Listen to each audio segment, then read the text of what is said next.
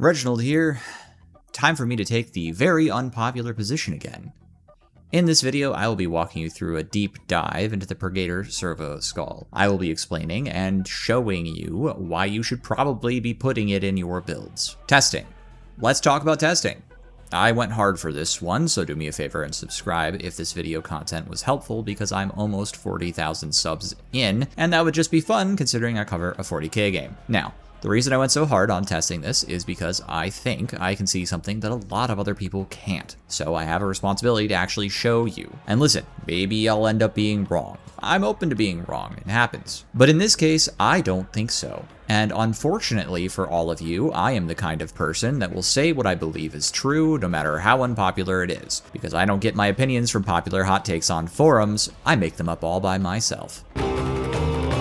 So what I want to do is kind of what I did for the phosphor pistol and the claw testing that I did previously. It was received very well in those cases. I want to provide you with a realistic and an unrealistic scenario so you can see exactly what is on offer here. And we're going to compare grenades to each other on various classes and then talk about the value proposition of this one at the end. Unrealistic scenario. First of all testing is done in Havoc 40. Now, this is the unrealistic scenario, but it's based on a real game experience we all have. In fact, all of my testing today will be in this pit after the dropdown on Dark Communion, which is currently in the Havoc 40 rotation. Anyone who has been playing this map has had the experience of dropping into the pit and hearing the horde spawn, and the boss spawn, and perhaps another boss spawn, and perhaps a couple of twins too, who knows. But all that stuff is about to absolutely smash into you at the worst possible time. Boxed in, nowhere to run, nowhere to go back to, one door in, one door out. That is the scenario we are going to test against. The reason this is the unrealistic example is because the enemy is not going to normally just be standing around doing nothing, letting themselves die while all nice and evenly spaced out. That does not happen in the video game. However, it is also true that in larger spaces, enemies do not always maximally get compressed into hyperdensity either. It's kind of somewhere in between, and they are moving. There are space considerations and latecomers to the fight, and so on. The point of this array is to let you clearly see the potential of each grenade and its value against a set designated target in a real map area. So the target for this is 50 Poxwalkers, 10 Scab and 10 Dreg Bruisers, 9 Dreg Razors, 3 Crushers, 2 Bulwarks, 2 Dreg Vanguard for fun, a Plague Ogryn, a Chaos Spawn, 10 Armored Infected, 50 Groaners, and 10 Mutated Poxwalkers. I will now display an example where I throw one grenade from a non-regenerating Blitz choice. Except Fet, I just huck them all.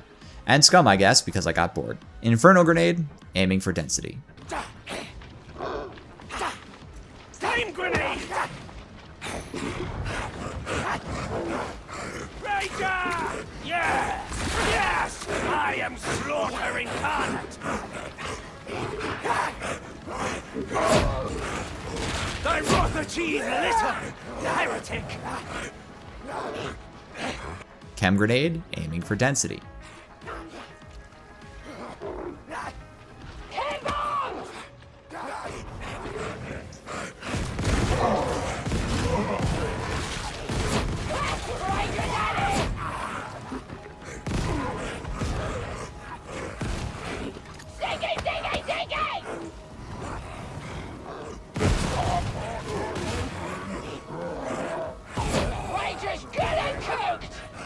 Rocket Launcher, aiming for best targets and density.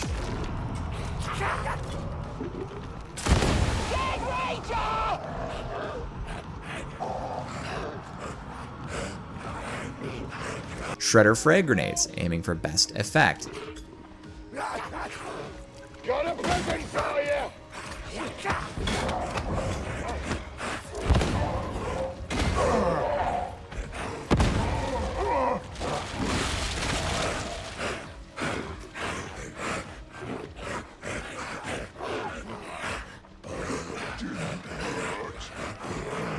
For good measure, here's the Zealot's Flamer. Behold their unclean fury!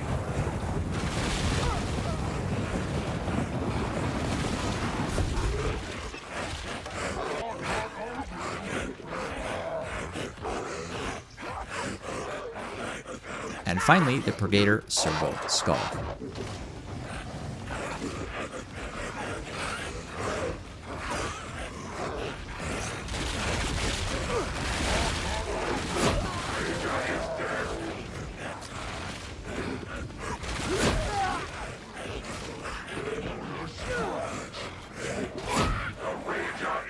point of this test was to show you just how much stuff each grenade is capable of killing in this situation, and also how much stuff remains. What kind of things remain as problems for you to solve personally, and how big of an area each grenade is able to cover. That is why I space things out like this. Now, all of these grenades did actually have good effect on the targets they hit, but some were much bigger than others, making it a lot easier to get value. As you can see, given a bit of time, the Purgator Grenade is completely sweeping the room of all trash mobs. The only remaining targets are elites and above, and most of the weaker elites will be at about half health, readily killable by a few hits of Noosphere Command or even just passive shots of the Artificer Skull itself. Now, this should help you get some context for what it really means when I'm talking about how huge the Purgator's area of effect is, but I can understand having some complaints about its pace. So let's see the realistic scenario, shall we? Is this actually enough to make a real impact in a high density, high pressure situation? The realistic scenario. The scenario is the same as above. You and your team are dropping into the pit. You are the only one with a grenade left. This has literally happened to me on stream. Since this scenario is a simulation, I will be the only player. This is the manually generated version of this test.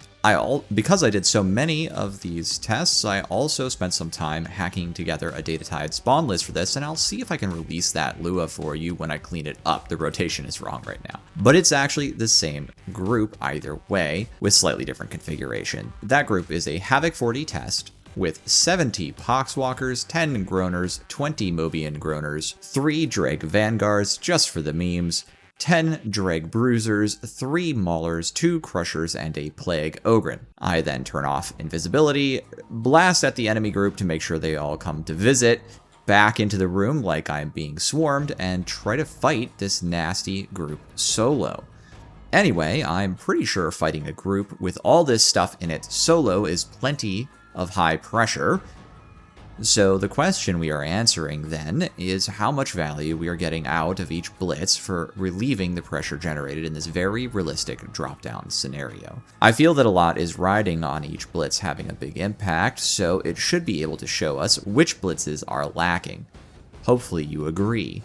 Here are the tests I perform. We're going to watch each one. Please pay close attention to how many trash mobs remain after I have expended grenades. Inferno Grenade. I did several trials with this one, and I actually got pretty solid results in most cases. By using my advanced gamer knowledge, I deployed the first one in the choke, and that worked like a charm for the most part, but some tougher or lucky enemies did sneak through.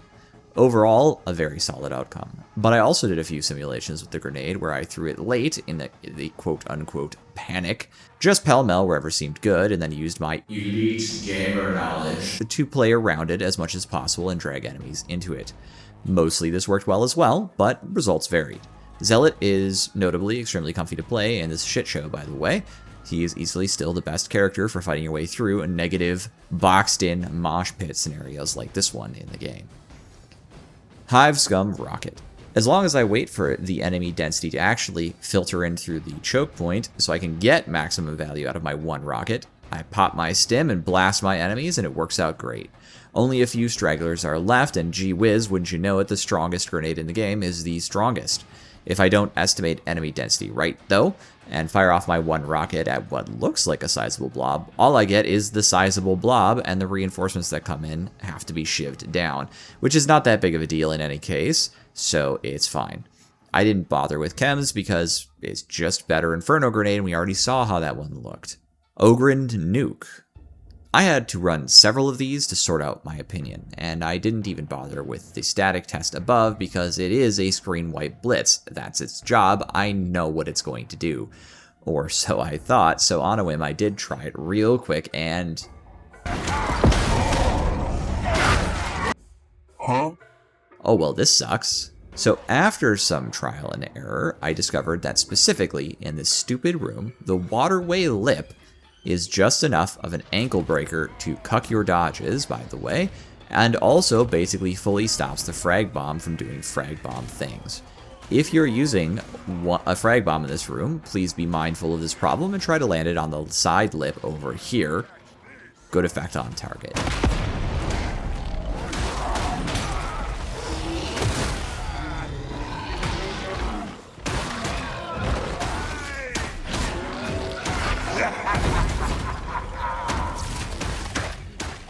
Ogryn box. I did try this. I was not especially impressed. Not horrible as space buying tools by any stretch, but just one of these was honestly just kind of mid. My power maul ended up doing a lot of the heavy lifting in this testing, and frankly, shield would feel insanely comfy here too. I will say that Ogryn really thrives in a melee brawl like this. Veteran everything. Okay, so for this one, it took a few tries. I also modified the equipment for advantage in this scenario, and I tried not to skew the results by firing the AoE bolter into hyperdensity near the start. I figure 4 Shredder Grenades has good effect on this problem enemy set, but it does take a fair bit of time to get a full clear of value out of it. They can be regened though, so I see no problem throwing 4 in this test for our comparison. One thing I noticed was Vet really struggles to make himself space and handle densities in situations like this, so naturally having other players would make this way easier so Vet could do his thing and win more rather than trying to win solo. Using the power sword was really tough here, whereas using the dueling sword gave me enough mobility and defensive options to actually get the clear.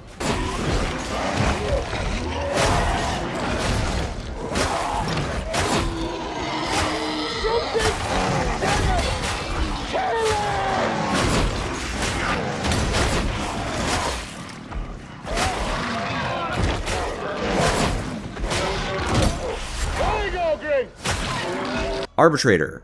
I did test Arbitrator on a couple of builds, assuming regen, so we can just spend what we want. The grenades themselves were not weak, but just one didn't really do the job in a noticeable way. I always needed to spend a few. If I spent my supply of impacts, I got as much value as anything I might get from shredders. If I used my shock mines, certainly some stuff stopped bothering me while I dealt with the other stuff. But sometimes less than I would have liked, with this much density. If I used Dog Bomb, that was reasonably effective too, plenty of stagger and good safety in addition to a reasonable amount of kills. Honestly though, the thing that really saw me benefit here was just using my shield build. The shield completely changed the dynamic of fighting this group, gives me a big AoE stagger on a short cooldown, lets me tank forever, I can block all sorts of hits. Honestly, why would I lose this fight when I can just block and slog my way through? It'll take a while, but I will win.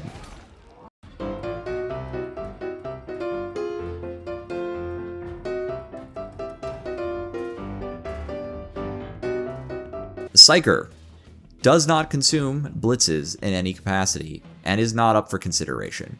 If you really want to see me do a Psyker example of this test, go ahead and leave me a comment asking, and if enough of you ask, I will post one just for you guys. Skitarius. At long last, the cyborg and his funny, spinny fire top. Let's just play it.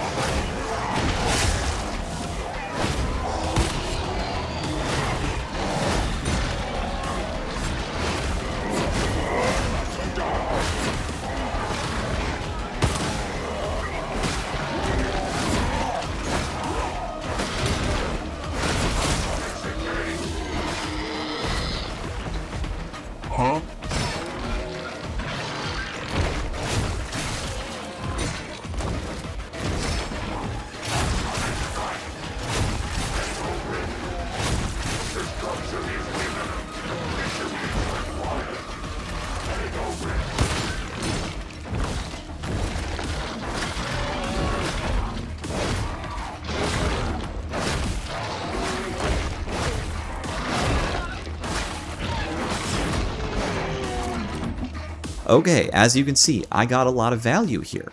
By the time my skull is done, the room is just me, some maulers, and crushers, a few of which I've already killed with claw, and a plague ogryn with a few stragglers. Is this as fast as a frag bomb? No. Is it massively slow? Also no. And by way of comparison, I will show you what it is like to not have the skull easing the pressure on the player. I did 2, 1 win and 1 loss. Here's my first try.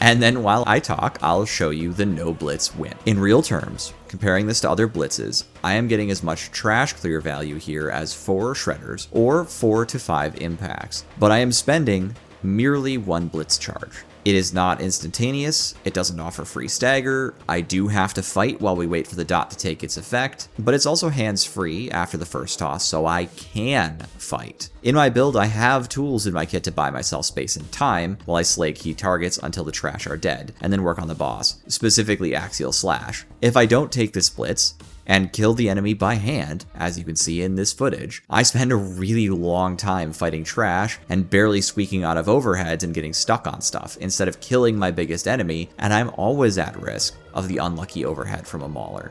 The level of pressure is simply massively reduced by the Purgator Servo Skull, and I'm able to reliably clear this test when I use this blitz. That force multiplier, applied to a group of 3 or 4 players in a tight spot, is going to feel good and save deteriorating situations. Useful details. I figured a few useful details might be worth adding to the conversation before I make my final argument. The Purgator Servo Skull has a fairly substantial 10-meter range for both modes, but in circular mode this is a radius of 10 meters, so a diameter of 20 meters, meaning you can really fill up a large space with fire. The damage and stacking of burns does taper off at the outer edges, however. Like the Inferno and Chem Greande, this damage over time oriented grenades last for 15 seconds. But unlike both of these grenades, enemies are not seemingly incentivized to path around the deployed area, or often they can't even if they wanted to. Instead, they will move directly into it and fight into it as well. This is extremely important because it massively changes how you can use some of these grenades. For example, in this space, if you just huck an Inferno or Chem Grenade into the center of the room, don't expect very much value. Look at all these guys pathing around the problem to kill your ass as you back up. Purgator Grenade, being as huge as it is, means the enemy will be fighting within the effect. You could throw Purgator into the center of the room, and it'll work, but Inferno and Chem Grenades need to be thrown at choke points. This grenade specifically applies damage on hit, and then also a burn dot which can stack to 16 stacks, which is the same as the Flamer. The direct damage is merely 20 per hit, and the Spinning Skull obviously hits less often and stacks burn less quickly than the Conical Skull, so it's not super fast. A more interesting detail about this grenade, though, it's not impacted by line of sight or small or large terrain pieces.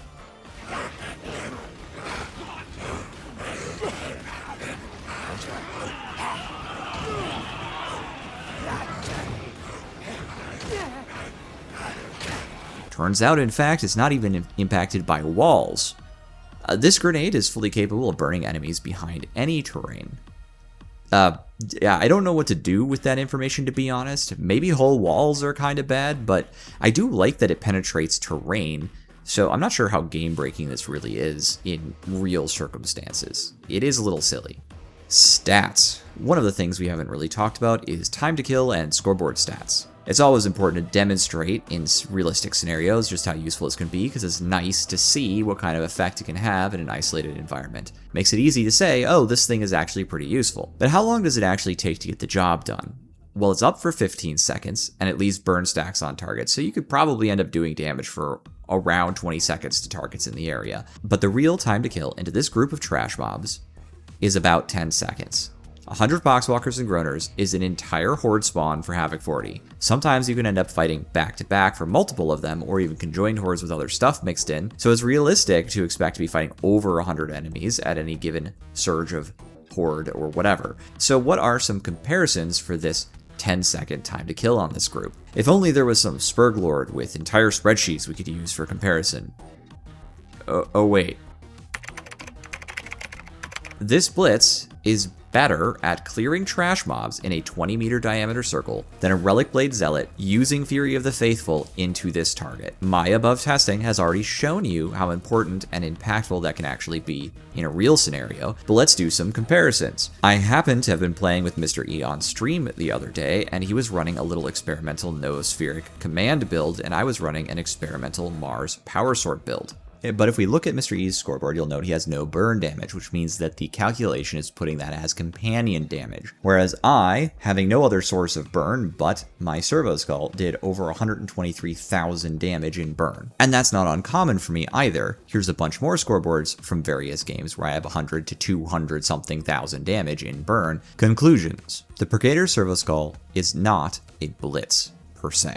It's actually an upgrade node on a blitz that is tied to a gun skull that deals around, I think it's 250 DPS, 15% damage taken debuffed to any hit target, and stacks a light burn dot. It can also hack some events for you, free you from dogs, stagger trappers, etc. By itself, the Arbitrator Servo Skull is not that great, but as we have all figured out, it comes as part of a package with the availability of Noospheric Command, which turns the Blitz into a literal lasgun vet on a stick that can blast for very large quantities of damage across a given game.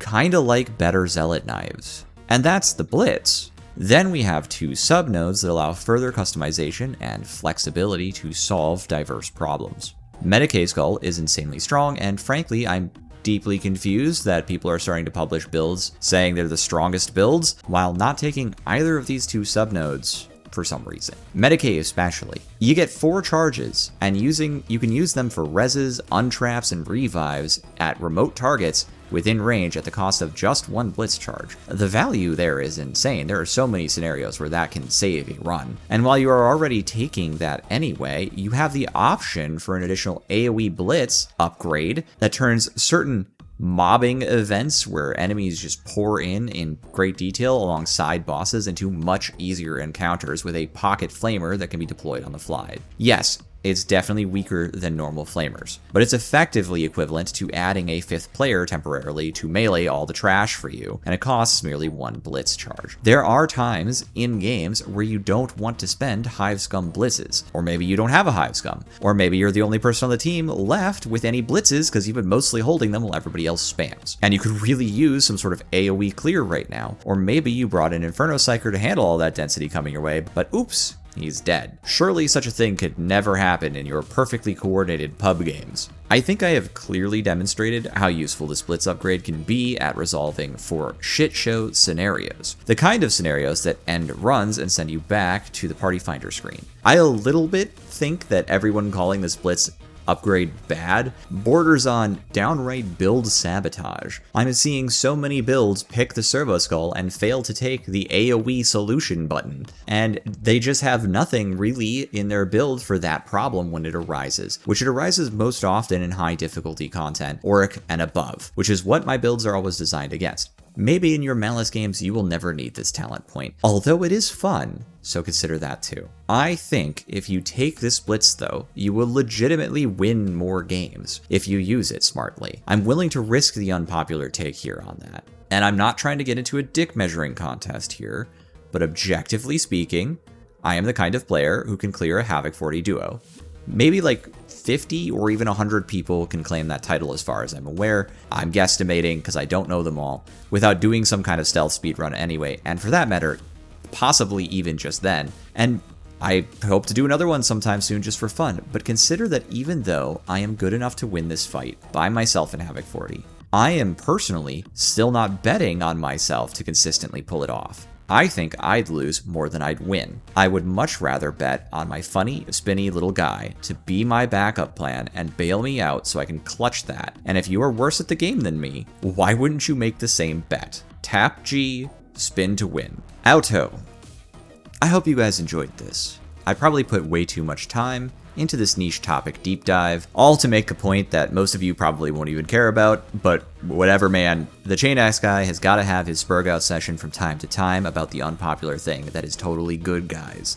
But I think I am right about this more than I ever was about the Chain Axe. The Chain Axe was always fun, but just good enough. This is like throwing out one of your best tools for flexible problem solving just because you don't use it for every project. It has a specific and powerful role in a balanced build. Wait, I'm ranting again. I hope this has helped you in your quest to annihilate heretics. Have a wonderful day. Thanks so much for visiting. Warm regards, Reginald. I would like to take a moment and provide a special thank you to my members who have been supporting me for a very long time now. Thank you all so much. It means a lot to me personally and has meant a big deal to this channel. I would especially like to call out certain key members who've been supporting the channel. Lyric Scroll, thank you very much. Your support has been tremendous and it is absolutely appreciated. And to Bloodsheet as well, your support means a lot to me. Thank you for becoming a member at such a high level. Monolith, for your continued long-term support. Novinitus and Mylator, also very much appreciated.